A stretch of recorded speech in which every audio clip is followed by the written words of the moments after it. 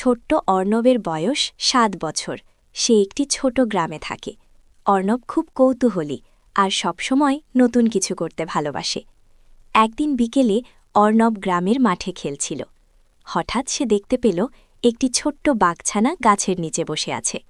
বাঘছানাটি কিন্তু ভয়ঙ্কর নয়, বরং খুবই হাসিখুশি আর কিউট। সে 2 পায়ে দাঁড়িয়ে বলল, হ্যালো, আমি টুকু বাঘ। অর্ণব অবাক হয়ে বলল, তুমি কথা বলতে পারো? টুকু হেসে বলল, অবশ্যই, আমি তোমার বন্ধু হতে এসেছি। ঠিক তখনই গ্রামের কাকু এসে দুঃখ করে বললেন, আহা, কাল আমাদের গ্রামের ছোট মেলা, কিন্তু মেলার জন্য রঙিন পতাকা আর বেলুন কেউ সাজায়নি। অর্ণব বলল, কাকু, চিন্তা করবেন না, আমরা সাহায্য করব। অর্ণব আর টুকু বাঘ মিলে কাজে লেগে গেল। টুকু লাফিয়ে লাফিয়ে গাছে রঙিন পতাকা বাড়তে লাগল।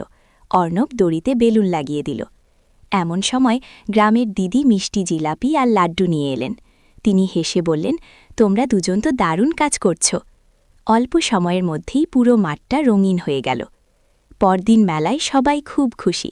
শিশুরা খেলছে, হাসছে আর রঙিন পতাকা বাতাসে উঠছে। গ্রামের কাকু বললেন, এই সুন্দর মেলার জন্য ধন্যবাদ অর্ণব আর টুকুকে। অর্ণব আর টুকু একে অপরের দিকে তাকিয়ে হাসল। সেদিন অর্ণব শিখল, বন্ধুকে নিয়ে কাজ করলে কঠিন কাজও খুব সহজ হয়ে যায়।